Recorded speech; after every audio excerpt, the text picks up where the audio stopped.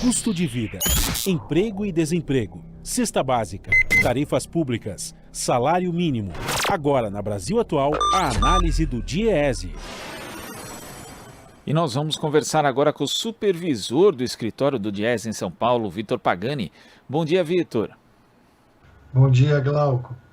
Vitor, no levantamento feito por Janaína Feijó e Paulo Peruchetti, do Instituto Brasileiro de Economia da Fundação Getúlio Vargas, mostra que os trabalhadores menos escolarizados estão com mais dificuldade para retornar ao mercado de trabalho depois da pandemia, do principal da pandemia, né? Porque a pandemia não acabou, da Covid-19.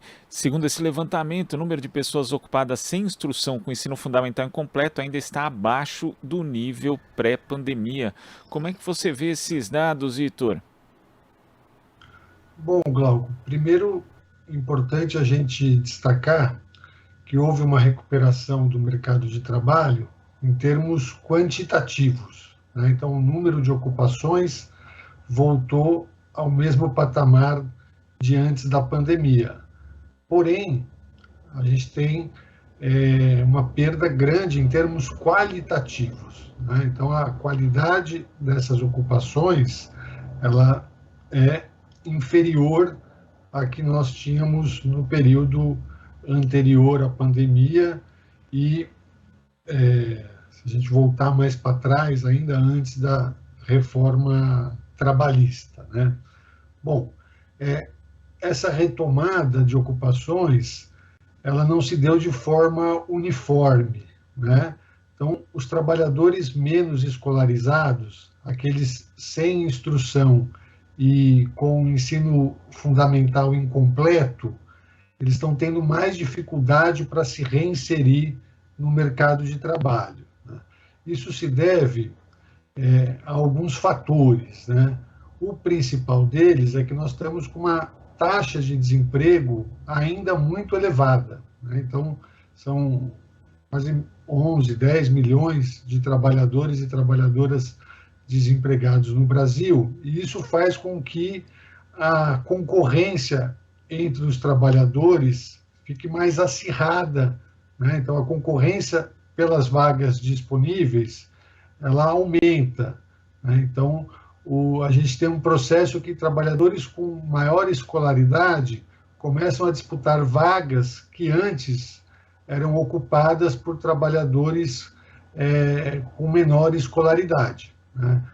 O exemplo clássico é que a gente observa aí muitos trabalhadores fazendo faculdade ou até com já o ensino superior completo, trabalhando de motorista, trabalhando de entregador, trabalhando em algumas ocupações que até, né, anteriormente não exigia essa escolaridade, que não exige, na verdade, esse grau de escolaridade, né?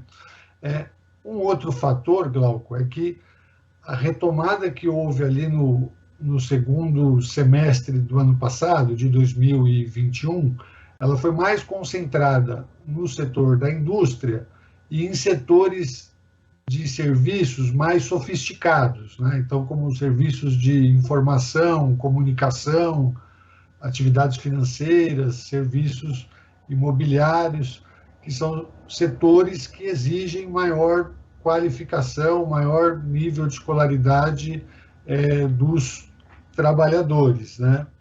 E ela não se deu tanto, né, nos setores de alimentação, de serviços domésticos, né, onde os trabalhadores menos qualificados têm maior inserção, né? E um terceiro fator que a gente pode destacar é que, na pandemia, houve uma aceleração, né, do processo de digitalização do trabalho, né? Então, foram introduzidas novas tecnologias e aí os trabalhadores com menos acesso a essas tecnologias têm encontrado maior dificuldade de arrumar um novo emprego, uma nova ocupação.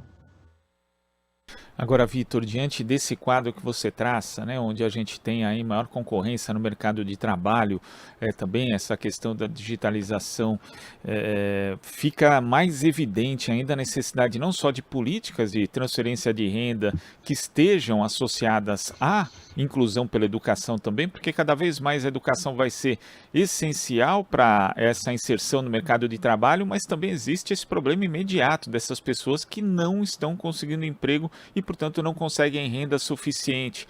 Vai ser necessário aliar essas duas pontas, que, aliás, era algo que era feito no Bolsa Família, inclusive com as condicionantes de acesso à educação, Vitor? Com certeza, Glauco. Precisa, primeiro, retomar o crescimento da economia de forma sustentável, né? Para que haja geração de empregos, né?